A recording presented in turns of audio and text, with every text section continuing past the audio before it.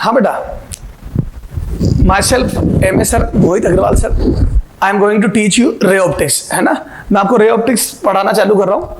Ray optics बेटा एक बहुत ही इंटरेस्टिंग टॉपिक है जिसमें आपको फील आएगी, नजर आएगा, ठीक है। रे ऑप्टिक्स जब हम पढ़ लेंगे उसके बाद हम पढ़ेंगे वेव ऑप्टिक्स, क्लियर है। तो सबसे पहले रे ऑप्टिक्स बेटा देखो क्या होता है, मेडिकल वाले स्टूडेंट की इन जनरल रे ऑप्टिक्स में बहुत ज्यादा प्रॉब्लम रहती है। बच्चे मुझे परेशानी नजर आता है सर, रे ऑप्टिक्स नहीं समझ में आती। रे ऑप्टिक्स और मैकेनिक्स दो बहुत बड़ी प्रॉब्लम रहती है बच्चे के, पर मुझे आज तक ये समझ में नहीं, उनको रे ऑप्टिक्स समझ में क्यों नहीं आती है। सर कैसे समझ में नहीं आया बेटा, रे ऑप्टिक्स आप अगर फॉर्मूले से करने की कोशिश करोगे तो आप हमेशा प्लस माइनस की मिस्टेक करोगे, मान के चलना। आप अगर फॉर्मूले से रे ऑप्टिक्स का क्वेश्चन करने जाओगे तो ना तो आपको फील आएगी और आपकी प्लस माइनस की मिस्टेक होगी ही होगी, और अगर नहीं भी होगी तो आपको कभी कंफर्म नहीं होंगे कि मिस्टेक हुई है नहीं हुई, ठीक है।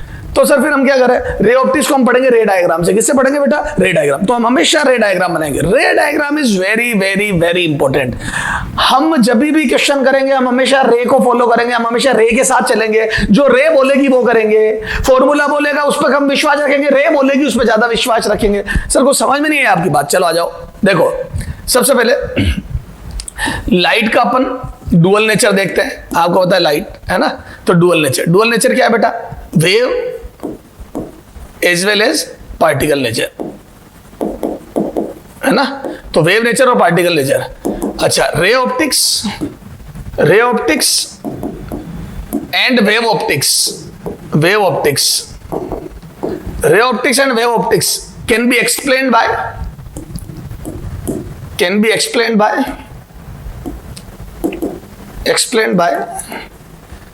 Wave nature, by using wave nature of light। यू लिख दो, by using wave nature of light, wave nature of light। तो लाइट का वेव नेचर यूज करके ही हम वेव ऑप्टिक्स को लाइट का वेव नेचर यूज करके ही हम रे ऑप्टिक्स और वेव ऑप्टिक्स को समझा सकते हैं ना। इसमें क्या है, वेव नेचर, ठीक है, वेव नेचर, ठीक है ना। तो रे ऑप्टिक्स और wave optics can B explain only by using wave nature of light, ठीक है, वेव नेचर ऑफ लाइट, ठीक है। तो इन दो टॉपिक में अपन ने वेव माना है, ठीक है, वेव नेचर, ठीक है ना। अच्छा, वेव नेचर में हमने क्या माना, लाइट को इलेक्ट्रोमैग्नेटिक वेव, जिसमें इलेक्ट्रिक फील्ड और मैग्नेटिक फील्ड एक दूसरे से परपेंडिकुलर प्लेन में वाइब्रेट करते हैं, और लाइट के प्रोपोगेशन की डायरेक्शन ये है ना। ये होगा मैग्नेटिक फील्ड बी, तो ये होगा इलेक्ट्रिक फील्ड। क्लियर है। इलेक्ट्रिक फील्ड और मैग्नेटिक फील्ड परपेंडिकुलर प्लेन में वाइब्रेट करते हैं और लाइट उसके भी ये आप ईएमडब्ल्यू में पढ़ोगे बहुत डिटेल में। अभी मेरा इंटरेस्ट ये नहीं है कि मैं इसको एक्सप्लेन करूं, ठीक है। तो इलेक्ट्रिक और मैग्नेटिक फील्ड वाइब्रेट करते हैं और लाइट उसके भी परपेंडिकुलर चलती है और वो भी परपेंडिकुलर वाइब्रेट करता है। ई क्रॉस बी, ई और बी का जो क्रॉस प्रोडक्ट है वो डायरेक्शन ऑफ प्रोपोगेशन देता है। Direction of propagation. तो लाइट के जाने की डायरेक्शन क्या होती है बेटा, ये फॉर्मूला नहीं है सी का, ये ई और बी का क्रॉस प्रोडक्ट होता है, वो लाइट के प्रोपोगेशन वेलोसिटी की डायरेक्शन देता है। डायरेक्शन का रिलेशन है ये ई क्रॉस बी, इसलिए ध्यान रखना ये आपका ई क्रॉस बी वी की डायरेक्शन में आना चाहिए, वेरी वेरी इंपॉर्टेंट। तो लाइट का प्रोपोगेशन ई क्रॉस बी की डायरेक्शन को फॉलो करता है। कई बार बच्चे क्या जल्दी जल्दी डायग्राम बनाते हैं, ई यहां लिख देते बी यहां लिख देते, गलत हो गया। फिर तो ई क्रॉस बी लाइट पीछे जानी चाहिए। ध्यान देंगे तीनों म्यूचुअली परपेंडिकुलर होते हैं और डायरेक्शन में रिलेशन होता है। क्लियर है। तो वेव नेचर, तो लाइट को हमने इलेक्ट्रोमैग्नेटिक वेव माना। आपको इंटरफेरेंस समझना है, पोलराइजेशन समझना है। अगर आपने वेव नहीं माना सब गड़बड़ हो जाएगी बेटा। क्लियर है। तो ये रे ऑप्टिक्स में और वेव ऑप्टिक्स में इंटरफेरेंस, पोलराइजेशन, डिफ्रेक्शन आप सब समझ ही नहीं पाओगे। आप पार्टिकल नेचर से डिफ्रेक्शन कभी नहीं समझा सकते, आप इंटरफेरेंस कभी नहीं समझा सकते, आप कभी जिंदगी में नहीं। इंटरफेरेंस क्या होता है, कहीं पर एनर्जी का रीडिस्ट्रीब्यूशन, आपने दो एनर्जी भेजी, कहीं एनर्जी बढ़ जाती है कहीं घट जाती है। अब वो क्यों बढ़ी क्यों घटी, वेव नेचर समझाएगा। पार्टिकल नेचर तो सीधा फोटोनों को प्लस कर देगा। ठीक सर। तो ray optics and wave optics can be explained by using only wave nature of light. आ जाओ अब पार्टिकल नेचर। पार्टिकल नेचर, ठीक है। पार्टिकल नेचर में हमने क्या करा, लाइट को बंडल हो, हमने मतलब आइंस्टीन ने हमारे को बताया कि सन हमारे पास जो एनर्जी फेंक रहा है, सन हमारे पास जो वेव मतलब वो इलेक्ट्रोमैग्नेटिक मतलब एनर्जी फेंक रहा है, वो energy in the form of bundles, packets की फॉर्म में फेंक रहा है। मतलब छोटे छोटे पैकेट बना के फेंक रहा है। This packet is called photon, this packet, this energy bundle photon, इसको क्या नाम दिया उसने आइंस्टीन ने? फोटोन। तो एनर्जी पैकेट या energy bundle is called photon, ठीक है। तो पार्टिकल नेचर, तो कौन कौन से? Photo electric effect, photo electric effect, Compton effect, photo electric effect can be explain. हम जो पढ़ेंगे वही लिखा रहा हूं मैं, photo electric effect, photo electric effect can be explained using particle nature of light. ध्यान रखना, ये पार्टिकल नेचर क्या है? Photo electric effect. Photo electric effect can be explained using particle nature of light. आप इनको येलो कर दो, ये काम की बात है। Photo electric effect, particle nature, ray optics, wave optics, wave nature, ये ठीक है। पार्टिकल नेचर क्या होता है? तो पार्टिकल नेचर में क्या है ना, light energy travels in the form of energy packets, in the form of energy packets or bundle.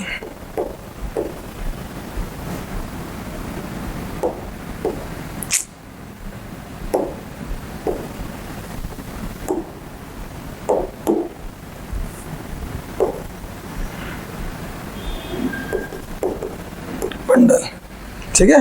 Bundle called photon, clear है। Energy of photon is given by E equal to h nu. Energy of photon is given bye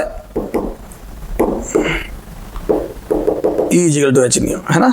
और momentum P बराबर h by lambda, ठीक है। ये सारा photo electric effect में और पढ़ोगे डिटेल में मॉडर्न फिजिक्स में। अभी मेरा कंसर्न इसमें नहीं है। Particle nature, light energy travels in the form of energy packets bundle called photon, clear है, कॉल्ड फोटोन। और ये फोटोन की एनर्जी और ये मोमेंटम ये होता है, क्लियर है। और ये डायग्राम बना देना।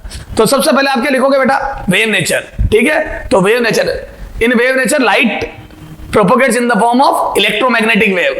Light propagates in the form of electromagnetic wave, and electric and magnetic field vibrates perpendicular to each other, and light also move perpendicular to both E and B, and relation between their direction would be this, है ना। और ये example wave nature, ray optics and wave optics can be explained by using wave nature of light, ठीक है। और particle नेचर में क्या होता है? Light travels in the form of energy packets according to Einstein. Light travels in the form of energy packets. Photoelectric effect can be explained by particle nature of light. ये इसको थोड़ा सिस्टमैटिक लिख लेना, क्लियर है क्या बेटा? और एक एनर्जी बंडल की जो एनर्जी होती है वो E बराबर h नहीं होती है, एक फोटोन की एनर्जी। तो अलग अलग फ्रीक्वेंसी के फोटोन की एनर्जी अलग अलग होती है, समझ गए क्या? और मोमेंटम h बाई लैम्डा होता है, P बराबर h बाई लैम्डा। ये सारा आप और अच्छे से कहाँ पढ़ेंगे बेटा? फोटो इलेक्ट्रिक इफेक्ट में। ये तो दो चैप्टर हुए, इलेक्ट्रोमैग्नेटिक वेव में इसके बारे में अच्छे से पढ़ेंगे, और फोटो इलेक्ट्रिक इफेक्ट में इसके बारे में अच्छे से पढ़ेंगे, बहुत डिटेल में पढ़ोगे, है ना। क्यों माना फोटोन, क्या दिक्कत आ रही थी वेव से, क्यों नहीं समझा, फोटो इलेक्ट्रिक इफेक्ट का एक्सप्लेनेशन वेव नेचर से क्यों नहीं आया, सारी बातें पढ़ोगे आप। मुद्दे की बात ये, तो अभी मेरा इंटरेस्ट इसमें नहीं था, अब आप इसको सिस्टमेटिक लिखेंगे। कुछ नहीं है, वेव नेचर में क्या? Electromagnetic wave. सर आप लिखा दो, ये लो मैं लिखाता हूं, ठीक है। लो मैं लिखा देता हूं, wave nature of light according to wave nature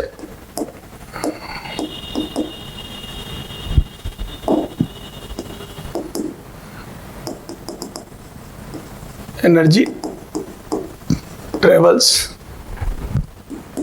in the form of electromagnetic wave, in the form of electromagnetic wave, in which E, B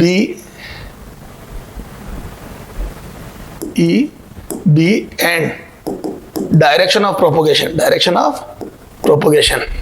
are perpendicular, mutually perpendicular to each other, are perpendicular to each other, and relation between their directions is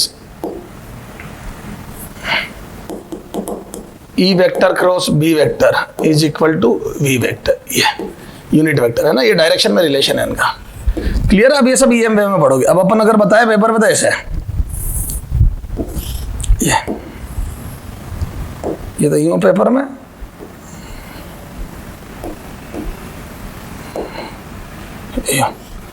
और light हो जा रही है, ये हो जाएगा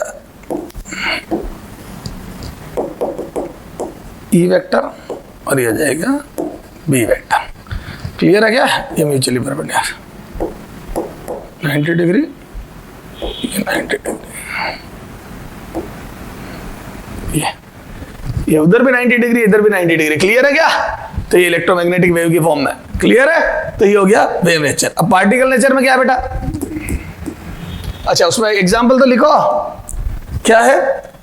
ray optics, ray optics and wave optics can B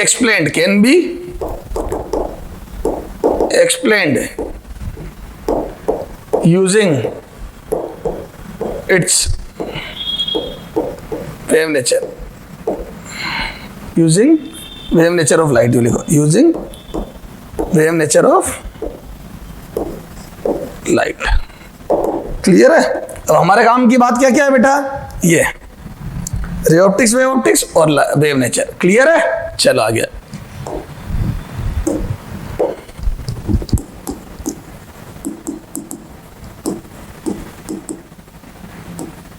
particle nature according to Einstein, देख लेना क्या स्पेलिंग होती है, आइंस्टाइन,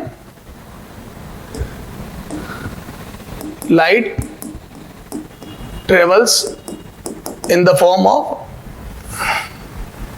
अकॉर्डिंग टू दिस कर दो रे आइंस्टाइन की, बेटा मेरे को नहीं आती इसमें। हाँ, light travels in the form of, तुम इंग्लिश मीडियम का भी नुक्ताचीनी करोगे, इन the form of energy bundle, in the form of energy packets और बंडल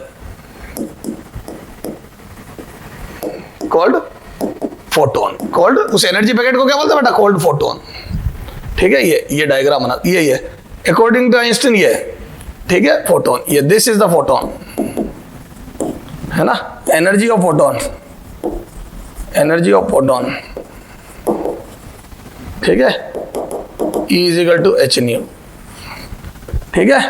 मोमेंटम ऑफ फोटोन, इसका मोमेंटम भी होता है, पार्टिकल की तरह भी है ना मोमेंटम, तो हर पार्टिकल का momentum of photon.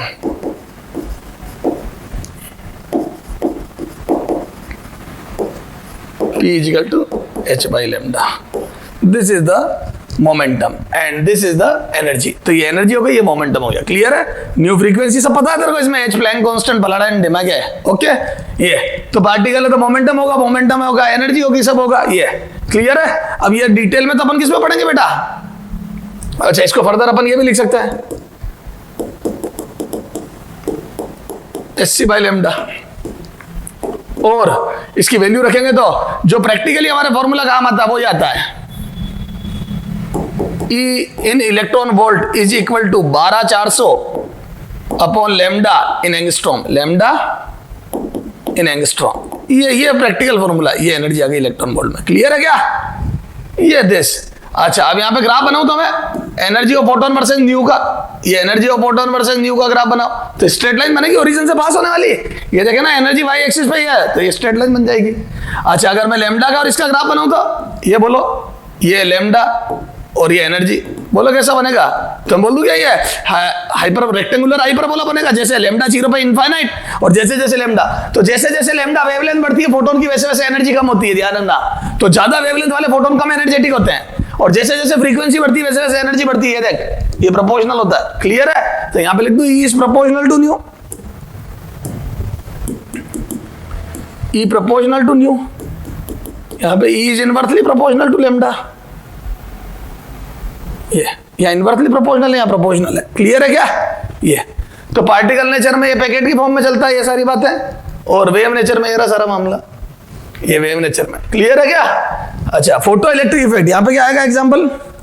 Photo electric effect can be explain, photo electric effect can be explained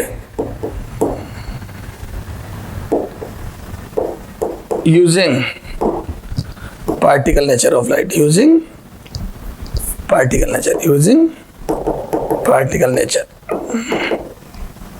of light, light के पार्टिकल नेचर को यूज करके ही समझा सकते हैं। ठीक है सर, मजा आ गया? अरे बेटा यही तो बातें हैं बेसिक बेसिक, ये डिटेल में अपन पढ़ेंगे फोटो इलेक्ट्रिक इफेक्ट में, और ये डिटेल में पढ़ेंगे अपन वेव ऑप्टिक ईएमडब्ल्यू में, सॉरी ठीक है, ईएमडब्ल्यू में, इलेक्ट्रोमैग्नेटिक वेव में, है ना। अब इनको यूज कैसे करते हैं, इनका एप्लीकेशन वो पढ़ेंगे अपन वेव ऑप्टिक्स में और रे ऑप्टिक्स में। हाँ चलो जाओ। तो सर अब अपने ये तो बात हो गई, ये तो सर समझ में आ गया हमारे को। अब आ जाओ सर रे ऑप्टिक्स में, है ना, रे ऑप्टिक्स की बातें करो। तो रे ऑप्टिक्स की जब हम बात करते हैं तो लॉस ऑफ रिफ्लेक्शन आते हैं। ठीक है, लॉस ऑफ रिफ्लेक्शन सारे, चाहे प्लेन मिरर हो चाहे कर्व मिरर हो, लॉस ऑफ रिफ्लेक्शन तो पूरे रिफ्लेक्शन में लगेंगे, कोई सा ही मिरर हो, regular irregular whatever, loss of reflection. नहीं इरेगुलर नहीं, इरेगुलर में तो फिर क्या था, वो सरफेसेस के नॉर्मल इधर उधर हो जाएंगे। क्लियर है ना? तो एंगल ऑफ इंसिडेंस और रिफ्लेक्शन इक्वल नहीं हो पाएंगे। ठीक है ना। चलो, तो रेगुलर रिफ्लेक्शन में जितने भी, चाहे मिरर कर्व हो चाहे प्लेन हो चाहे पैराबोलिक हो, सब में लॉस ऑफ रिफ्लेक्शन लगेंगे। ठीक है। अच्छा, फिर आगे आएगा अपना रिफ्रैक्शन, तो उसमें रिफ्रैक्शन में लॉस ऑफ रिफ्रैक्शन भी लगेंगे। ठीक है, वो सब आते जाएंगे, अपन पढ़ते जाएंगे। अभी मुद्दे की बात में रे ऑप्टिक्स या इसके लॉस बताने से पहले सबसे पहले अपन ये देखते हैं, खूब सारी टर्मोलॉजी आएगी, उन टर्मोलॉजी को क्लियर करते हैं अपन, है ना। एक आएगी, अभी ये लिखना नहीं बेटा, ऑब्जेक्ट, है ना, जो जो टर्म्स आएगी पहले वो लिख रहा हूं मैं, उसके बाद एक एक चीज को समझेंगे अपन। ऑब्जेक्ट, तो ऑब्जेक्ट इमेज, है ना, ऑब्जेक्ट इमेज। फिर आएगी एक टर्म रियल वर्चुअल, फिर एक आएगा बहुत ज्यादा रियल वर्चुअल, जब वो इमेज बनेगी तो रियल भी होगी वर्चुअल भी होगी। और फिर एक आएगा मैग्निफिकेशन, याद है मैग्निफिकेशन। ठीक है, एक आएगा मैग्निफिकेशन जिसको अपन स्मॉल एम से लिखेंगे, तो एक मैग्निफिकेशन आएगा। फिर एक आएगा डेविएशन, है ना, या एंगल ऑफ डेविएशन। डेविएट होगी रे तो एंगल ऑफ डेविएशन डिफाइंड होगा, उसको डेल से लिखेंगे अपन। ठीक है, ये खूब सारी टर्म्स है, एक एक टर्म को ढंग से पहले समझ लेते फिर अपन चैप्टर चालू करते, क्योंकि बेसिक मजबूत होगा बेटा, सब समझ में आएगा। तो ऑब्जेक्ट, इमेज, रियल, वर्चुअल, ठीक है, मैग्निफिकेशन, ठीक है, एंगल ऑफ डेविएशन, सारी बातें एक एक करके समझते बेटा, फिर लिखेंगे। पहले समझो बेटा, ठीक है सर। ऑब्जेक्ट देखो बेटा क्या होता है, जैसे कोई भी चीज हमें नजर कब आती है, सबसे पहले अपन बेसिक देखते रहोगे, कोई भी चीज हमें नजर कब आती है तो सारा कमाल होता है बेटा आइस के अंदर। क्या होता है आइस के अंदर? आपको पता है प्यूपिल आइरिस, याद है बड़ा वाला, ये देखो आइस के अंदर देख लेना बेटा। मेरी बायो थी नहीं, मेरे तो मैथ थी। ठीक है, ये शायद इस बड़े वाले होल को आइरिस बोलते हैं और इस वाले को प्यूपिल बोलते हैं। जो अंदर हमने दो सर्कल होते हैं, एक तो बड़ा वाला तो आइरिस और ये अंदर वाला ये प्यूपिल, है ना। इसकी साइज वेरिएबल होती है जहां से लाइट अंदर एंटर करती है। क्या मैं सही बोल रहा हूं क्या? ये प्यूपिल, ठीक है, इसके अंदर से लाइट, तो ये जो सेंटर पर छोटा सर्कल होता है उसके अंदर से लाइट एंटर करती है। मतलब एक तरीके से वो कैमरे का, मतलब आपको पता है कैमरे के अंदर लाइट एंटर करती है वैसे उस टाइप से। क्लियर है? तो हमारे मोबाइल में भी आपने देखा होगा कहां से लाइट एंटर करती है, एक छोटा से तो ये आइस के अंदर प्यूपिल से लाइट एंटर करती है। और सारा कमाल पीछे होता है रेटिना पे। सारा जो हिसाब किताब होगा वो रेटिना पे होगा। तो क्या मैं बोल दूं अपने प्यूपिल में, प्यूपिल के थ्रू लाइट एंटर करती है और रेटिना पे सारा कमाल होता है। ये देखो लाइट, ये रेटिना बिहेव्स लाइक स्क्रीन, है ना, और ये यहां से लाइट एंटर करती है। अगर हम धूप में देखते हैं तो ये प्यूपिल थोड़ा छोटा हो जाता है और लाइट की इंटेंसिटी को कंट्रोल करने के लिए थोड़ा सा एरिया कम कर देता है ताकि अंदर लाइट कम जाए। ठीक है, ताकि बहुत ज्यादा इंटेंसिटी हो कि अपने सेल्स वगैरह बर्न नहीं हो, जो भी टिश्यू सेल, जो भी व्हाटएवर तुम मैं भी समझता हूं, ठीक है, वो बर्न नहीं हो। अच्छा, जब अपन अंधेरे में देखते तो थोड़ा सा ये प्यूपिल अपनी साइज को बड़ा कर लेता ताकि ज्यादा लाइट जाए और हमारा इतनी रे तो एटलीस्ट पहुंचे कि हमारे रोड्स एंड कौन सी है, रेटिना पे रोड्स एंड कौन से होते हैं, वो एक्टिव होकर ऑप्टिकल नर्व्स के थ्रू हमारे माइंड तक सिग्नल पहुंचा दे। तो इनको एक्टिव करना होता है, इनको मतलब होता ना यार, ये लाइट को सेंस कर पाए। ठीक है, तो इतनी लाइट तो एटलीस्ट हो। तो मैं बोलता हूं सारा कमाल रेटिना पे होगा, उसके लिए प्यूपिल से लाइट एंटर करनी चाहिए। तो क्या मैं बोल दूं, एक तो सबसे बड़ी बात स्क्रीन पर, यानी कि रेटिना पर इमेज बने उसके लिए लाइट एंटर करे। तो हमारी आंख खुली होगी तो हमें कोई चीज नजर आएगी। आप बंद आंख कर लो, आपको चीजें नजर नहीं आ रही। क्यों नहीं आ रही है? क्योंकि आपने ये होता है ना शटर लगा दिया एक तरीके से, तो लाइट एंटर ही नहीं कर पा रही है आपके प्यूपिल के वाया प्यूपिल रेटिना तक पहुंच ही नहीं पा रही है, इसलिए कुछ नजर नहीं आ रहा। तो एक तो आंख खुली रखनी पड़ती है, आंख खुली रखनी पड़ती है तो प्यूपिल से लाइट एंटर करती है। उसके बाद आपका काम आता है सिलेरी मसल्स का। देखो बेटा, सर आप कह रहे हो बायो नहीं आती, आपको तो सब पता है। बेटा छोटा मोटा तो पता रखना पड़ता है। ये अंदर विट्रस ह्यूमर भरा हुआ था, ये क्या करता है? अपनी आंख की शेप को मेंटेन रखता है। ए बेटा नहीं तो यूं दबजे, ठीक है? तो आंख की शेप को मेंटेन रखता है शायद, है ना? देख लेना, ये सिलेरी मसल्स होती है, काइंड ऑफ स्प्रिंग जो दबाती है हमारे आई लेंस को। ये आई लेंस, ये आई लेंस है ना। देखो कॉर्निया और आई लेंस दो चीजें होती है जिनकी कन्वर्जिंग पावर होती है। बोथ आर कन्वर्जिंग लेंस, ये कॉर्निया और आई लेंस। तो मैं बोल दूं कॉर्निया और आई लेंस मिलके, यूं समझ लो दो लेंस का कॉम्बिनेशन है, वो मिलके रे कन्वर्ज करते हैं। इस आई लेंस की फोकस वेरिएबल होती है, कॉर्निया की नहीं, आई लेंस की फोकस वेरिएबल होती है जो वाया सिलेरी मसल्स, ये जो सिलेरी मसल्स होती है लेंस को दबाती है फैलाती है, दबाती है फैलाती है। क्लियर है क्या? तो हमारी आंख के लेंस को दबाने और फैलाने का काम ये सिलेरी मसल्स करती है ना। इससे फोकस कम ज्यादा होती रहती है और इसकी फोकस वेरी करती है, इससे रेटिना के पहले बाद में ये इमेज बनती रहती है। तो हमारी आंख में लाइट एंटर कर जाएगी, सिलेरी मसल्स का काम है उसको रेटिना पर फोकस करवाना। 100 बात की एक बात ये, कई बार सिलेरी मसल्स नाकामयाब हो जाती है, कई बार सिलेरी मसल्स पास से आने वाली रे को रेटिना पे फोकस नहीं करवा पाती, कई बार दूर से आने वाली रे को, तो हमें आई डिफेक्ट हो जाते हैं, हमारे चश्मे लग जाते हैं। क्लियर है? अगर बेटा तू नहीं कर पा रहा तो मैं किसी और से करवाऊंगा, तो मैं लेंस लगवा लेता हूं अपनी आंख पे। समझ गए? अल्टीमेटली मुझे मतलब ना परफेक्ट मतलब करेक्ट रहना है ना, आई की टर्म्स में करेक्ट रहना है, तो उस करेक्शन के लिए मैं आई लेंस लगवाता हूं। कभी पॉजिटिव पावर के चश्मे लगते हैं, कभी नेगेटिव। ये सब एक पूरा चैप्टर टाइप पढ़ेंगे अपन, आई डिफेक्ट। क्या पढ़ेंगे? Human I and it's I defect, ये बाद में पढ़ेंगे, अभी नहीं। अभी हमारा कंसर्न ये नहीं है। अभी मुद्दे की बात ये, हम स्वस्थ हैं, रेटिना पे लाइट जा रही है, प्यूपिल वाया प्यूपिल और इमेज बन रही है और हमें नजर आ रही है वाया ऑप्टिकल नर्व्स, माइंड तक सिग्नल पहुंच रहा है। तो सर ये सारी बातें हमारे को समझ में आ गई। अब लाइट जा रही है, लाइट आ कहां से रही है? तो दो बातें, एक होता है जैसे ट्यूबलाइट, तो ट्यूबलाइट खुद लाइट पैदा कर रही है, सेल्फ ल्यूमिनस सोर्स है ना, सेल्फ ल्यूमिनस सोर्स है, खुद लाइट पैदा करने वाले। सन सेल्फ ल्यूमिनस सोर्स है, ये लाइट ऑन करते ही सेल्फ ल्यूमिनस सोर्स है। लेकिन ये मार्कर ये खुद लाइट प्रोड्यूस नहीं कर रहा, फिर भी मुझे नजर आ रहा है। कारण रेव रेटिना पे जा रही, ठीक। आ कहां से रही है? तो जो ल्यूमिनस सोर्स है वो लाइट फेंक रहे, वो इस नॉन ल्यूमिनस सोर्स से लाइट टकरा के स्कैटर्ड हो रही है।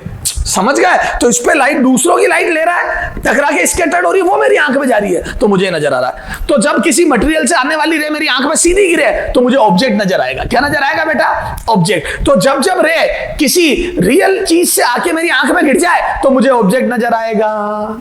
क्लियर है क्या? तो ऑब्जेक्ट एक्चुअल में बेसिकली होता क्या है? डायरेक्ट रे का आंख में गिरना, किसी भी ऑब्जेक्ट से आने वाली डायरेक्ट रे का आंख में गिरना, दैट इज कॉल्ड ऑब्जेक्ट। ठीक है? मटेरियल से आने वाली रे का डायरेक्ट आंख में गिरना विदाउट एनी नेतागिरी। समझ गए? और जब रे जाएगी, और light always follow straight path, light हमेशा स्ट्रेट पाथ में चलती है। क्या होता है? Light always follow straight path. अब मैंने स्ट्रेट पाथ तो बना दिया ये, ठीक है? ये सर आपको कैसे पता पड़ा स्ट्रेट पाथ में चलती? वो भी मैं समझा देता हूं। बेटा हर चीज समझ, जैसे ये मार्कर की ये निप है ऊपर वाली व्हाइट, है ना? ये तेरे को भी नजर आ रही है व्हाइट, मेरे को भी नजर आ रही है व्हाइट। अब मैंने क्या करा, यहां पे ये रख दिया हाथ मेरा, ये सीधी रे तेरी आंख में आई, एक सीधी रे मेरी आंख में आई, सब तरफ स्कैटर्ड हो रही है ना, तेरी आंख में भी आई, मेरी आंख में भी आई, मुझे भी नजर आ रही है, तुझे भी नजर आ रही है। मैंने यहां पे हाथ रख दिया, क्या तुझे नजर आ रही है? नहीं आ रही है। मुझे तो अभी भी आ रही है, मैं देख रहा हूं, तू नहीं देख पा रहा। क्यों? क्योंकि इधर से रे तो मेरी आंख में भी आ रही है। इसके जो होता है ना, in the path there is no obstacle, but in this path there is an obstacle, there is an obstacle. तो मैं बोल दूं ये लाइट अगर यूं आ रही होती, ए बेटा कर्ड पाथ बना के आ रही होती, तुझे भी नजर आती, क्योंकि तेरी आंख में रह रही है, तुझे यहां से आती भी लगती, लेकिन मैंने हाथ रख दिया तो सीधी रे रुक गई, और कोई कर्ड रे तेरी आंख में आ नहीं रही है। इसका मतलब लाइट सीधी रे सीधे पाथ को फॉलो कर रहा था, उसको रोक देंगे तो हमें कोई चीज नजर नहीं आएगी। तो light always follow straight path, ये ठीक है। और मैं बोल दूं इधर होगा सोर्स और इधर होगा ऑब्जर्वर। अगर तो मैं बोल दूं एरो यू बनेगा, क्योंकि सोर्स से लाइट रे निकलती है और ऑब्जर्वर की तरफ करती है, तो ये एरो डायरेक्शन ऑफ प्रोपोगेशन का होता है, direction of propagation of light, direction of propagation of light. तो लाइट के प्रोपोगेशन की डायरेक्शन है, क्लियर है क्या? तो लेफ्ट से निकल रही है और राइट की तरफ जा रही है, this is the propagation of direction of propagation of light. तो ऑब्जेक्ट इमेज, तो ऑब्जेक्ट क्या हो गया, समझ में आ गई क्या? डायरेक्ट रे आंख में गिरे। सर फिर इमेज क्या होती है? इमेज क्या होता है बेटा? सुधा, जैसे मान लो ये आप देखना, ये बोर्ड है ना, ध्यान से देखना, मैं यहां खड़ा हुआ हूं, सुनना, तुम्हारी तरफ करके होता तो मैं यूं समझ लो, यहाँ कोई बोर्ड है ना, मैं यूं खड़ा हुआ और मैं यूं देख रहा हूं, मैं यूं देख रहा हूं तो क्या इस बटन से, इधर देखो, इस बटन से निकलने वाली रे मेरी आंख में गिर रही है, सवाल ही पैदा नहीं होता। क्यों? क्योंकि ये रे तो यूं टकरा रही है देख, और बाकी तुम्हारी तरफ आ रही है, मेरी आंख में तो ये रे गिर ही नहीं रही बटन वाली, तो मुझे बटन नजर नहीं आ रहा। I can't see this button, actual button, मतलब ऑब्जेक्ट नहीं दिख रहा है मुझे। अब मैं सामने मिरर रख दूं और मैं यूं ही खड़ा रहूं तो मुझे बटन डायरेक्ट तो नहीं दिख रहा है, लेकिन देखिए एक नेतागिरी हो रही है। क्या सर? ये रे गई, मिरर से टकरा के मेरी आंख में गिर गई। ए कैरम में नहीं होता कई बार, ए मेरे लाल ये देख, कैरम में नहीं होता है, हम है ना ये गोटी तो ये ले जा रहे होते हैं, ये होल है, ये हम इस गोटी को ले जाने के लिए यहाँ स्ट्राइकर रख के मारते हैं, यहाँ स्ट्राइकर रख के मारते हैं यहाँ, है ना, और यहाँ पे भी एक होल होता है और यहाँ एक गोटी पड़ी होती है। पता पड़ा हमारा निशाना चूक गया और वो यहाँ लग के यूं चला गया और ये वाली गोटी चली गई। ओ लोग कहते जबरदस्त शॉट, अरे क्या बाटा शॉट, मैं तो मार इसको रहा था और निशाना चूका, यूं टकरा के और ये रिमोट से ये चली गई। बस वही वाली बात कर रहा हूं मैं भी, क्लियर है क्या सर? ये हाँ, इधर देख, इधर देख, मैं क्या बात कर रहा हूं, मैं यूं देख रहा हूं। अब मैंने बटन को देखना नहीं चाहा, मैं नहीं देखना चाह रहा था, लेकिन वो क्या, निशाना चूका और वो वहां से टकरा के और मेरी आंख में गिर गया, मुझे बटन वहां पीछे नजर आने लग गया। आप जाओ मिरर के सामने खड़े होकर देखो तो आपको बटन नजर आएगा पीछे, तो आपको पीछे एक बटन नजर आएगा, शर्ट, आदमी खड़ा है, ये वो, और ये बटन का नजर आए, तो वो कौन सी चीज नजर आ गई बेटा? अब इस बटन से जो रे निकली वो डायरेक्ट तो मेरी आंख में नहीं गिरी, लेकिन टकरा के आफ्टर रिफ्लेक्शन मेरी आंख में गिर गई। तो मैं बोल दूं रिफ्रेक्टेड और रिफ्लेक्टेड, रिफ्रेक्टेड या रिफ्लेक्टेड और रिफ्रेक्टेड, रिफ्लेक्टेड, रिफ्लेक्टेड। सर दोनों एक ही तो बात बोल रहे हो आप, रिफ्लेक्टेड एल और रिफ्रेक्टेड आर। रे का आंख में गिरना, रे का आंख में गिरना, तो जब रिफ्रेक्टेड और रिफ्लेक्टेड रे आंख में गिरती है तो हमें इमेज नजर आती है, दैट इज कॉल्ड इमेज। ठीक है, होता कुछ नहीं है, रे अलग स्टाइल से गिरती है तो हमें कहीं और चीज नजर आती है। तो बटन यहां नजर नहीं आ रहा, बार को वहां पीछे नजर आ रहा है, कितनी दूर वो सब अपन आगे बढ़ेंगे। पहले तो मैं ये क्लियर कर रहा हूं ऑब्जेक्ट इमेज होता क्या है। तो ऑब्जेक्ट क्या होता है? डायरेक्ट रे का आंख में गिरना। इमेज क्या होता है? रिफ्लेक्टेड या रिफ्रैक्टेड रे का आंख में गिरना। समझ आ गया? क्लियर है? ये दीज आर द बेसिक्स। अब रियल वर्चुअल क्या होती है? तो देखो रियल क्या होती है बेटा, तो कोई भी रियल, तो अब इमेज आई है तो इमेज की दो तीन बातें होगी। इमेज तो रियल, तो जहां इमेज बन रही है वहां रेज एक्चुअल में मीट करे। रियल क्या होती है? Rays, reflected rays, reflected rays actual में मीट करे, एक्चुअली मीट। ठीक है, एक्चुअली मीट, वास्तव में मिले।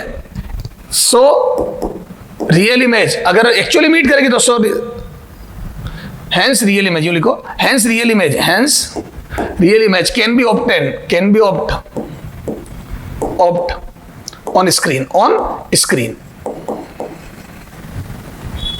ठीक है, real image can be obtain on screen. ठीक है, तो अपन इनको स्क्रीन पर ऑप्ट कर सकते हैं। ठीक है,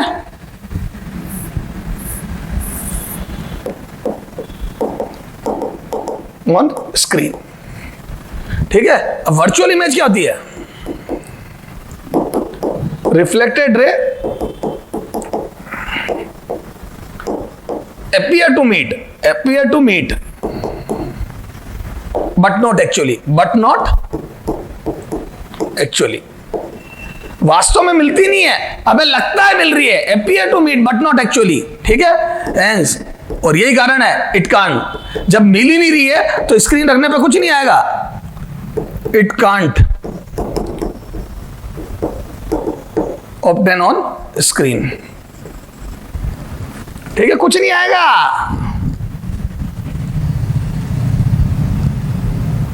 क्लियर है? तो रियल वर्चुअल समझ में आया। इमेज क्या होती समझ में? रिफ्लेक्टेड या रिफ्रैक्टेड रे का आईज में गिरना। अब अगर इमेज है तो या तो बड़ी बनेगी या छोटी है, इक्वल। तो देख मैग्निफिकेशन डिफाइंड होता है। मैग्निफिकेशन क्या डिफाइंड होता है बेटा? Magnification, magnification. ठीक है, ये क्या होता है बेटा? अब इसमें मैग्निफिकेशन भी डिफरेंट डिफरेंट टाइप के होते हैं, है ना। मैं भी पढ़ रहा हूं ट्रांसवर्स मैग्निफिकेशन, है ना। तो ये होता है हाइट ऑफ इमेज। क्या होता है बेटा? Height of image. General magnification होता है height of image upon height of object. Object और हाइट, इमेज की हाइट का रेशियो होता है ये height of image upon height of object. This is magnification. Clear है? ये तो दोनों की साइज का या हाइट का ratio, this is magnification. Clear है क्या? कितनी बड़ी इमेज बनेगी ऑब्जेक्ट के कंपैरिजन में, दैट इज मैग्निफिकेशन। इमेज का ऑब्जेक्ट के कंपैरिजन में साइज, दैट इज मैग्निफिकेशन। जैसे मैंने बोल दिया m बराबर 2 है तो इमेज डबल होगी, जितना m उतना गुना इमेज, m बराबर 2 तो इमेज डबल होगी, बड़ी इमेज मतलब डबल मतलब बड़ी इमेज है ना, एनलार्ज इमेज जिसको बोलोगे टेक्निकल लैंग्वेज में। 10th में सर सुना सुना सा लग रहा, हाँ m बराबर 1/2 हाफ इमेज, जितना m उतना गुना इमेज। ये देखो ना, ये m से लिखते हैं height of image upon height of object. तो बोल दो ऑब्जेक्ट की हाइट का m टाइम्स इमेज की हाइट होती है। ये देखो, यू लिखो height of image is m times of height of object. ये तो m बराबर 2 तो ट्वाइस ऑफ ऑब्जेक्ट, m बराबर हाफ तो हाफ ऑफ ऑब्जेक्ट। क्लियर है सर? एक बात बताओ, मैंने पूछा बोल बेटा क्या बताऊं तेरे को मैं, उसने बोला सर m बराबर 2 हो तो, मैंने कहा डबल। उसने बोला बच्चे ने मेरे को सर -2 हो तो, अब मैंने बोल दिया हाफ, और उस बच्चा मेरे पास से लग गया सही बात है, ए बेटा जितना m उतना गुना, तो 2 तो भी डबल। सर क्या बात कर रहे हो? मैंने कहा हाँ, तो 2 है तो भी डबल, -2 है तो भी डबल। सर फिर डिफरेंस क्या है? 10th क्लास याद आ गई सर हमारे को पूरी। डबल इरेक्ट, प्लस ने ये बताया इरेक्ट, सर माइनस ने बताया इन्वर्टेड। तो प्लस मतलब इरेक्ट, माइनस मतलब इन्वर्टेड, 2 मतलब डबल। जितना m उतना गुना, प्लस मतलब सीधी और माइनस मतलब उल्टी। प्लस मतलब सीधी बेटा हिंदी में, और माइनस मतलब उल्टी। तू लंदन से तो आया है नहीं सर, समझ में नहीं आई हिंदी। इरेक्ट इन्वर्टेड सर समझ में आ गया। तो m की 2 बातें हैं। इधर देख, अब m में क्या सीखा, हालांकि मैं लिखूंगा m जब ग्रेटर देन 1 होगा तो क्या होगी? एनलार्ज। बेटा सर हम लंदन से आए, ये ले लंदन। m लेस देन 1 तो डिमिनिस्ड। ए बेटा घर वालों के सामने मत देखना मेरा वीडियो, हंसेंगे वो, ध्यान रखना। ये कौन सा मास्टर? हाँ, m बराबर 1 इक्वल। बेटा थोड़ा सा क्या, अब ऐसे पढ़ाते ध्यान नहीं रहता। अरे बेटा गांव के लोगों को नहीं, ये तो ये m greater than 1 less than 1 और इक्वल टू 1 की बातें समझ में आ गई क्या बेटा? Greater than 1 enlarge, less than 1 diminished, और ये इक्वल। जितना m उतना गुना, तो एक से बड़ा तो बड़ी बनने लग जाएगी, एक से छोटा तो छोटी बनने लग जाएगी। ठीक है, अच्छा फिर 2 बातें और है m की। क्या बेटा? प्लस और माइनस। प्लस में क्या पता पड़ता है बेटा? इरेक्ट। ये सिर्फ सीधे उल्टे को बताता है, इरेक्ट। और माइनस में क्या पता पड़ता है बेटा? इन्वर्टेड। तो इरेक्ट और इन्वर्टेड। क्लियर है क्या? तो ये अभी लिखने नहीं है, ये तो मैं जरा वैसे क्लियर कर रहा हूं, ये मैं लिखाऊंगा। मैग्निफिकेशन पूरा अपन वो पूरा पढ़ेंगे अपन सारा हिसाब किताब। ठीक है, पहले ऑब्जेक्ट इमेज तो लिखेंगे, उसके बाद मैग्निफिकेशन लिखेंगे। पहले कैसे लिख सकते हैं? क्लियर है? तो ये तो डबल इरेक्ट इन्वर्टेड है ना, तो ये मैग्निफिकेशन।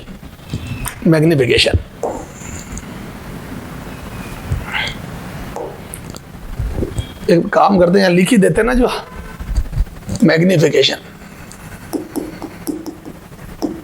है ना, ये बाद में अपन नोट बाद में कर लेंगे। मैग्निफिकेशन है ना, अभी जो जनरल मैग्निफिकेशन है, हाँ, ratio of size of image. अब इसमें हाइट हो सकती है, लेंथ, तो size of image to size of object. अभी मैं object, ratio of size of image to size of object, this is the magnification. तो यहां से मैं बोल दूं क्या? m बराबर m is equal to height of image upon height of object. अभी मैं लेटरल मैग्निफिकेशन, ट्रांसवर्स मैग्निफिकेशन की बात कर रहा हूं। तो height of image upon height of object. Clear है? तो जब m ग्रेटर देन 1 होगा, ये फॉर एग्जांपल तो m 2 है तो डबल ये एक एग्जांपल है ना, ये तो अपन इसको क्या करेंगे बेटा? बाद में बात कर लेंगे इसकी। ठीक है, ये अभी अपन बीच में ये मैग्निफिकेशन पढ़ेंगे तब ले लेंगे। अब अपन यहाँ पे अपन रियल, वर्चुअल और ये सारी बातें लिखते हैं, ऑब्जेक्ट इमेज और ये। ठीक है, तो सर ये सारी बात समझ में आ गई। डेविएशन फिर बाद में पढ़ेंगे अपन, है ना, पूरा डिटेल में। अभी मैंने ऑब्जेक्ट इमेज, रियल, वर्चुअल ये सब समझा दिया। ठीक है, अब अपन बात देखते हैं। अब अपन लिखेंगे कैसे ऑब्जेक्ट इमेज को? तो अब सुनना हो, पहला ऑब्जेक्ट। ठीक है, intersection point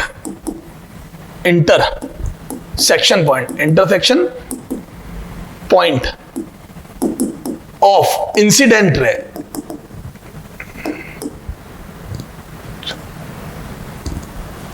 intersection point of raise incident on mirror is called object. ठीक है, उसे ऑब्जेक्ट बोलते हैं। Intersection point of raise incident on mirror is called object. ठीक है, इस कॉल्ड हटा दो, है ना, बस ये शॉर्ट में लिखो डेफिनेशन अपने, क्योंकि ये कहीं का थ्योरी थोड़ी काम आएगी रे, ये कुछ नहीं है, तुम तो इन्हीं को पढ़ते बार बार, कोई मतलब नहीं बेटा, ये लिख के अपन तो समझ इतनी हो जाएगी बाद में, इनकी जरूरत ही नहीं है। तो intersection point of raise incident on mirror, ठीक है, ये होता है ऑब्जेक्ट। अब देखो, अब ऑब्जेक्ट कब रियल वर्चुअल होता है, ठीक है, तो मैं बोल दूं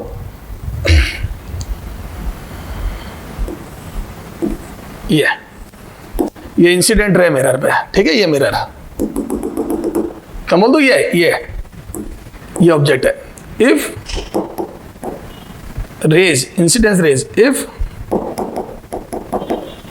incident rays are diverging, then object is real, object is real, object is real, diverging object is real, object is real। अगर रे डाइवर्जिंग है ना, रे डाइवर्जिंग है तो ऑब्जेक्ट रियल है, क्लियर है। अब अगर रे इंसिडेंट रे कन्वर्जिंग है, ये देखो ये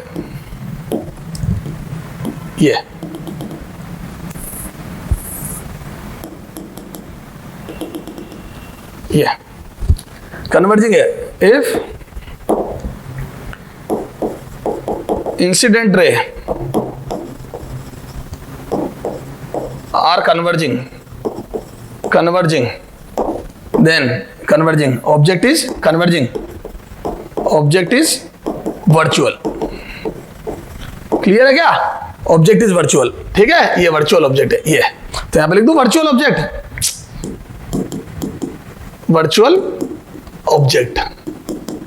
ये वर्चुअल ऑब्जेक्ट है ना, and this is real object. सामने मिरर कोई लिखा, मुझे नहीं मतलब है ये, तो मैं बोल दूं जब रे डाइवर्जिंग होगी, if incidence rays are diverging then object is real, और incidence rays are converging then object is virtual. ये दोनों डायग्राम बना दिए, सेकंड और ये फर्स्ट, तो कन्वर्जिंग डाइवर्जिंग हो, लेकिन अपने को रियल वर्चुअल कैसे समझ गया क्या, तो ये रियल वर्चुअल। और ऑब्जेक्ट क्या होता है, रे का सीधी आंख में गिरना मेरे, समझ गया। मैं अगर यहां देख लूंगा तो मुझे ऑब्जेक्ट नजर आएगा, अगर मैं इधर मुंह करके देख लूंगा मुझे ऑब्जेक्ट नजर आएगा। क्लियर है क्या सर, समझ में आ गई।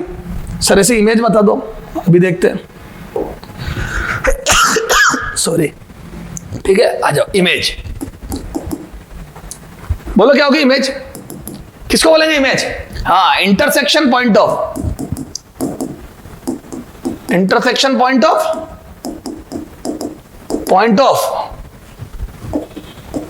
रिफ्लेक्टेड और refracted ray, intersection point of reflected और refracted ray is called image, ठीक है। रिफ्लेक्टेड या रिफ्रैक्टेड रे का इंटरसेक्शन पॉइंट, जैसे ये देखो, ये मिरर है,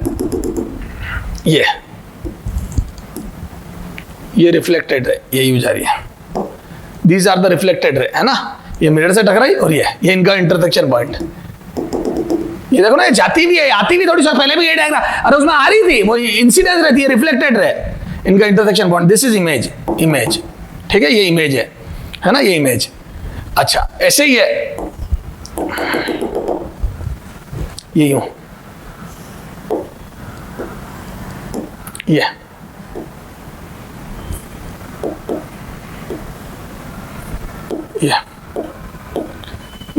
इमेज, ठीक है, ये तो ये रे आई हुई थी, गई है, रिफ्लेक्टेड रे, ये रिफ्लेक्टेड रे,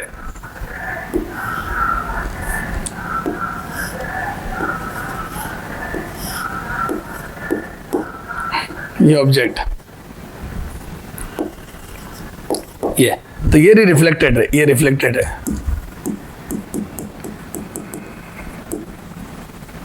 ये रिफ्लेक्टेड है, ठीक है, ये रिफ्लेक्टेड है, इसमें रे यूं गिर रही थी, ये देखो, ये अभी पढ़ाया था ना तेरे को, ये तो इसका ऑब्जेक्ट वर्चुअल था, ये रियल इमेज, तो बोल दो दिस इज वर्चुअल इमेज,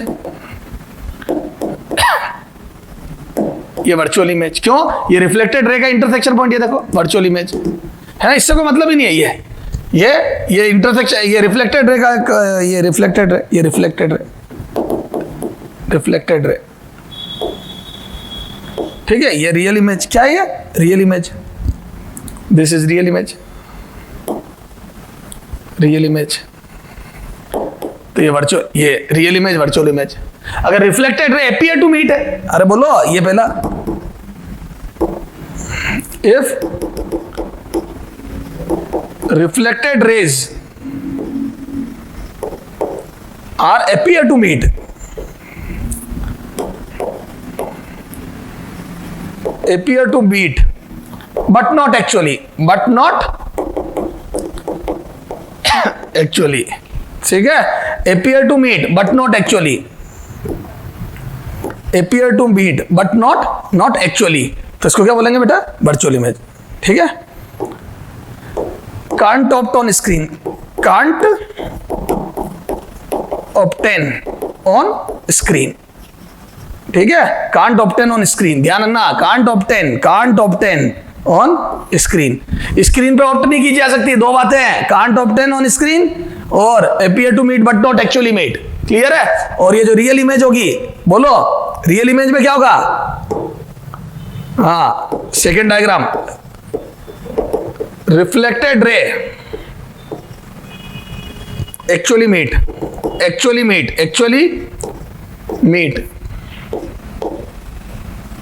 है ना, can opt on screen, can obtain on screen, ठीक है, इसको स्क्रीन पर ऑप्ट की जा सकती है, एक्चुअली मीट और कैन ऑप्टेन ऑन स्क्रीन, समझ गए, तो स्क्रीन पर ऑप्ट की जा सकती है, ये स्क्रीन पर ले ली और यहां कांट ऑप्ट ऑन स्क्रीन, ठीक है, ये नहीं ले, स्क्रीन रखने पर ये तो नजर आएगी, ये नजर नहीं आएगी, क्लियर है। तो रियल इमेज स्क्रीन पर नजर आती है, उसी को रियल इमेज बोलते हैं। तो कई लोग डेफिनेशन भी यही लिखते हैं कि वैसी इमेज जो स्क्रीन पर आउट कर रहे हैं, लेकिन बेटा बेसिक ये है, रिफ्लेक्टेड रे एक्चुअली मीट कर रही है, समझ गए। तो बोल दो अगर ये डाइवर्जिंग है, रिफ्लेक्टेड रे डाइवर्जिंग है, तो वर्चुअल इमेज बनेगी, ठीक है, अपीयर टू मीट है ना, तो ये डाइवर्जिंग है ना, डाइवर्जिंग होती है, रिफ्लेक्टेड रे क्या है, डाइवर्जिंग, ठीक है, और इसमें क्या है, कन्वर्जिंग, रिफ्लेक्टेड रे क्या है, कन्वर्जिंग। तो अपन कन्वर्जिंग डाइवर्जिंग से भी देख सकते हैं कि अगर कन्वर्ट हो रही है कहीं पे तो वह रियल इमेज बनेगी, और डाइवर्ज हो रही है तो वर्चुअल। तो रिफ्लेक्टेड रे और रिफ्लेक्टेड रे और इंसिडेंट रे अगर कन्वर्जिंग है और डाइवर्जिंग है तो क्या नेचर होता है, रटो मत, मैं तो कह रहा हूं आप डायग्राम बना के देखो, रे डायग्राम से देखो, रिफ्लेक्टेड रे अगर फैल रही है तो इधर तो मिलने का चांस नहीं, पीछे अपीयर टू मीट, क्योंकि पीछे रे थोड़ी है, ये अपन ने पीछे बढ़ाई तो मिलती भी लगी, पर यहां कोई एक्चुअल में रे है नहीं, तो इसको बोलते हैं वर्चुअल इमेज, क्लियर है। और यहाँ पे रियल में मिली, इसको बोलते हैं रियल इमेज। तो सर हमारे को रियल वर्चुअल समझ में आ गया, तो अभी अपन ने ऑब्जेक्ट और इमेज समझा, रियल और वर्चुअल समझा, चार चीजें समझ ली, ठीक है। अगले टर्न पे ये मैग्निफिकेशन, तो मैग्निफिकेशन क्या होता है बेटा, ratio of size of image to size of object, this is called magnification, ठीक है। और मैग्निफिकेशन में अगर m ग्रेटर देन 1 है तो एनलार्ज इमेज बनेगी, सही बात है, m ग्रेटर देन 1 है तो height of image will be greater than height of object. अगर m ग्रेटर देन 1 है, ये ग्रेटर देन 1 है तो height of image will be greater than height of object. m less than 1 है, ये less than 1 है तो height of image will be less, तो ये डिमिनिश्ड बोलते हैं इसको, पर हाँ, और इक्वल टू 1 है तो इक्वल इमेज बनेगी। अब और अगर m प्लस है +2 तो अपन, ठीक है, तो इसमें भी क्वेश्चन करेंगे, ये हटा रहा हूं मैं, तो यहां तक लिख लो बेटा मैग्निफिकेशन तक। अब मैग्निफिकेशन पे क्वेश्चन करेंगे अभी, ठीक है, ये रियल वर्चुअल समझ में आ गया, और रियल वर्चुअल पे थोड़ा थ्योरेटिकल क्वेश्चन करेंगे, ठीक है, और फिर अपन आगे बढ़ जाएंगे डेविएशन में, ठीक है, फिर अपन लॉज ऑफ रिफ्लेक्शन में आएंगे। क्लियर है क्या बेटा? हाँ बेटा, रिफ्लेक्शन की बात चल रही थी अपने, रिफ्लेक्शन में अपन ने बेसिक पढ़ लिया था, ऑब्जेक्ट इमेज क्या होता है, रियल वर्चुअल क्या होता है, ये बात देखी थी अपन ने। फिर अपन मैग्निफिकेशन पे है ना, तो रियल वर्चुअल अपने को समझ में आ गया ना, ये मैग्निफिकेशन। अब मैग्निफिकेशन पे क्वेश्चन करते हैं, मैग्निफिकेशन क्या होता है बेटा, साइज और इमेज और ऑब्जेक्ट की साइज का रेशियो है ना, m ग्रेटर देन 1 तो एनलार्ज, लेस देन 1 डिमिनिश्ड, और इक्वल टू 1 तो इक्वल है ना, m बराबर 1 तो इक्वल, प्लस सीधी माइनस उल्टी है ना। एक एग्जांपल करते हैं बेटा, ठीक है, if magnification is equal to +2, first, second, magnification is equal to -2, its meaning, ठीक है, मीनिंग क्या है, तो सॉल्यूशन में क्या लिखूंगा बेटा मैं, बोलो सॉल्यूशन में +2 means m equal to +2 means double and erect, double and erect. Clear है? डबल भी और इरेक्ट। इरेक्ट कैसे पता पड़ा? प्लस से, और डबल किससे पता पड़ा? 2 से। ठीक है, अच्छा m बराबर -2 मीन्स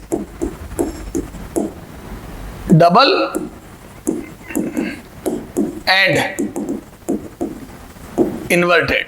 ठीक है, इन्वर्टेड कैसे पता पड़ा? माइनस से। तो ध्यान रखना, प्लस माइनस इरेक्ट इन्वर्टेड को बताता है ये। क्लियर है? चलो आ जाओ, अब जो छोटी छोटी बातें पढ़ी थी अपन ने उसमें क्वेश्चन। हाँ,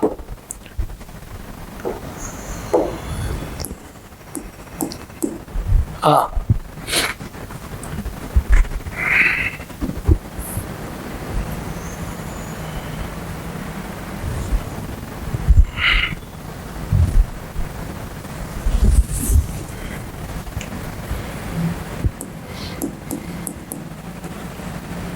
virtual image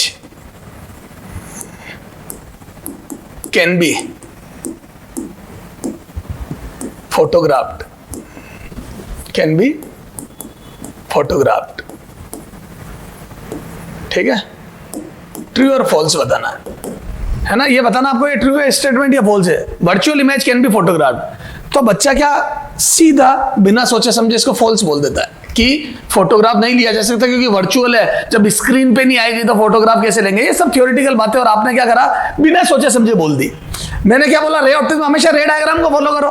देख इधर देख, क्या मैं बोल दूं? ये ले बना वर्चुअल इमेज रियल ऑब्जेक्ट की बनती है। इधर देख, ये जैसे ये रे गई तो बोल दूं ये ऑब्जेक्ट रखा, अब ये डाइवर्जिंग। तो याद है वर्चुअल इमेज कब बनती है? जब डाइवर्जिंग रे होती है, रिफ्लेक्टेड रे डाइवर्जिंग होती है।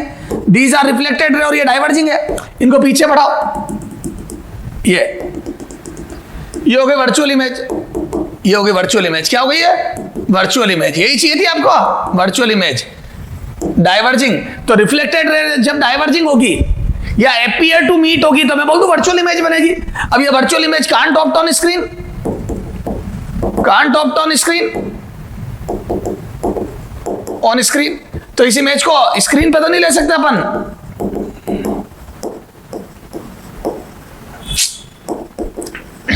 क्लियर है? इसको स्क्रीन पे तो नहीं ले सकते, लेकिन स्क्रीन पे नहीं ले पाने का मतलब फोटो से कोई लेना देना नहीं है इसका। ये स्क्रीन आपकी अलग है, कैमरे की स्क्रीन अलग है, तो आप तुक्के मत मारो। तो मैं बोल दूं वर्चुअल इमेज क्या होगी? रिफ्लेक्टेड रे का मीट करना, और ये अपीयर टू मीट है तो ये वर्चुअल इमेज है। अब देखो, अगर आप यहाँ कैमरा रख दोगे, ये आपका कैमरा है, बोलो, तो अगर आपने यहाँ कैमरा रख दिया तो रे जा रही है कैमरे के अंदर।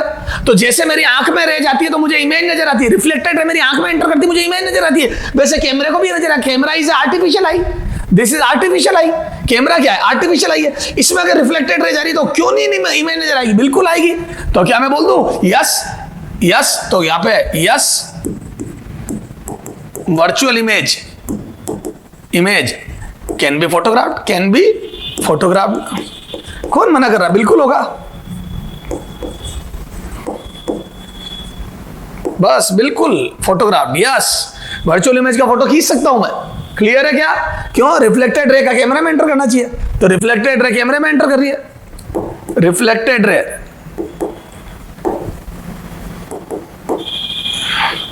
में एंटर कर रही है, मैं एंटर। क्लियर है? तो रिफ्लेक्टेड अगर कैमरा में एंटर करी तो बिल्कुल आप वर्चुअल इमेज का फोटो खींच सकते हो, कोई दिक्कत नहीं है। तो आप रे डायग्राम बनाओ तभी पता पड़ेगा, तुक्का तुक्की में कुछ नहीं है। तो यस ट्रू, ट्रू है ना, ये गलत है। Yes can be photograph, yes can. ठीक है, हाँ हम फोटो खींच सकते हैं, बिल्कुल सही बात है। ठीक है, तो सर ये समझ में आया। ठीक है, आ जाओ अगला। अच्छा, वर्चुअल इमेज का फोटो तो खींच सकते हैं, बात तो सब हमारा समझ में आ गई। अच्छा, अब इधर देखो,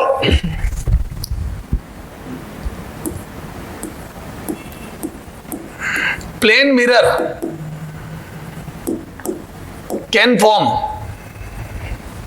चलो प्लेन मिरर के साथ ही पढ़ेंगे, अभी छोड़ दो इसको। ठीक है, क्लियर है क्या? चला जाओ, अब अपन बात करते हैं, आ गया अब अपन बात करते हैं लॉज ऑफ रिफ्लेक्शन की। ठीक है, तो ये सारा बेसिक क्लियर हो गया। डेविएशन अपन आगे बढ़ेंगे, लॉज ऑफ रिफ्लेक्शन। तो क्या पढ़ा रहा हूं बेटा मैं? लॉज ऑफ रिफ्लेक्शन, रिफ्लेक्शन ध्यान देना, रिफ्लेक्शन नॉट रिफ्रैक्शन, रिफ्लेक्शन। तो ये तो 10th क्लास में पढ़े थे। क्या होता है? फर्स्ट लॉ, इंसिडेंस रे या angle of reflection, angle of incidence, angle of incidence is equal to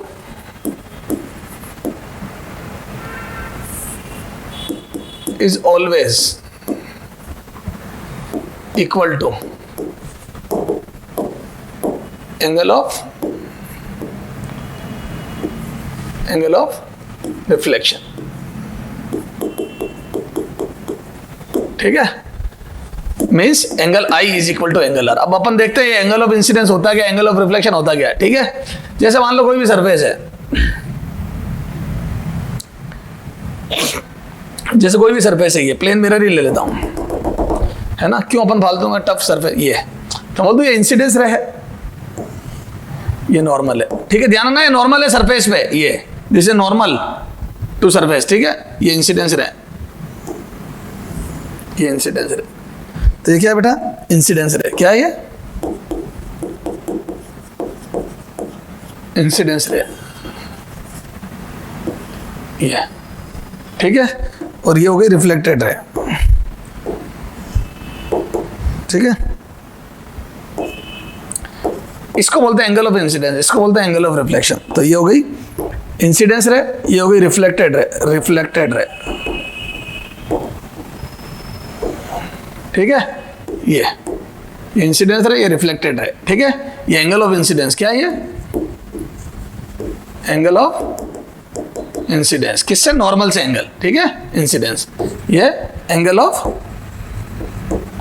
reflection किससे एंगल है, ये भी नॉर्मल से. तो एंगल ऑफ इंसिडेंस हो गया, इंसिडेंस रे का नॉर्मल से एंगल, एंगल ऑफ रिफ्लेक्शन हो गया रिफ्लेक्टेड रे का नॉर्मल से एंगल. क्लियर है ये. तो ये एंगल I बराबर एंगल R होते हैं. This is the first law of reflection. ठीक है, ये सेकंड लॉ और क्या आता है, सेकंड लॉ, फर्स्ट लॉ, ये first law, second law. Incidence रे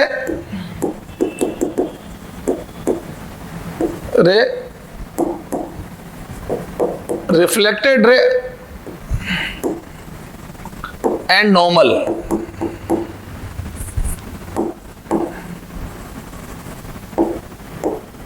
will always be coplanar, will always be coplanar.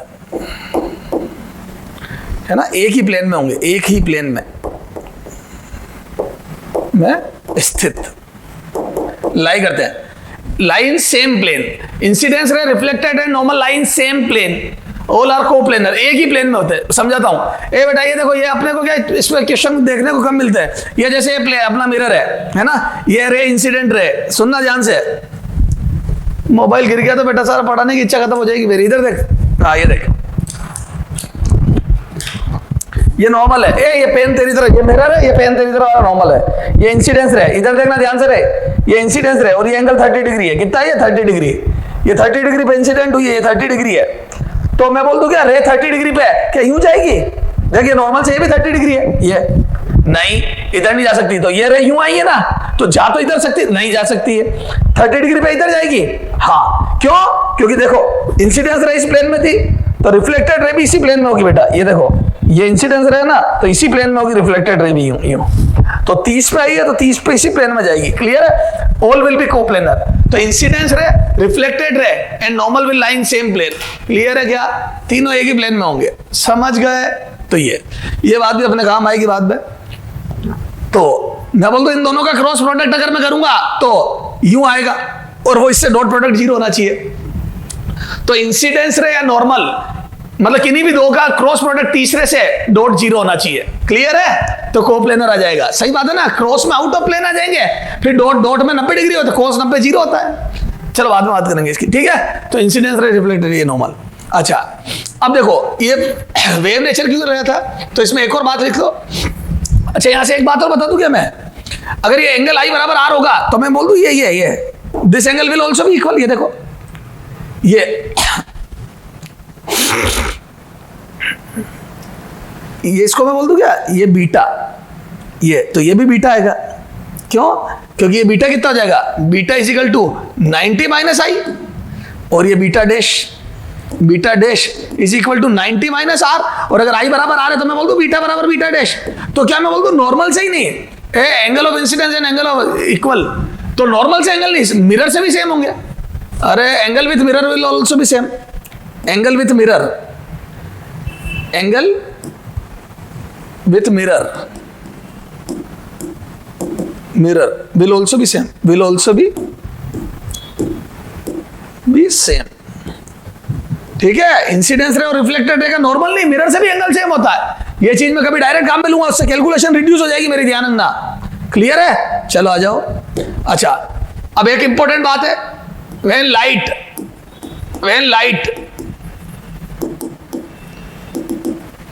light reflect from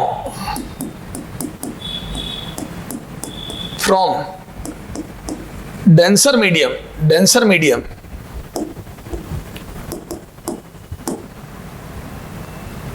ठीक है, there would be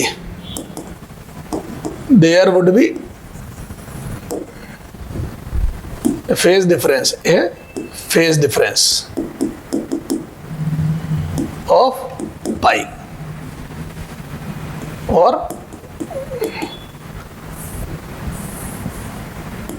between reflected and incidence ray। ध्यान रखना, रिफ्लेक्टेड इंसिडेंस रे और रिफ्लेक्टेड रे में पाई का एक एक्स्ट्रा फेज आ जाएगा। ठीक है, हाँ, when light reflects from rarer medium,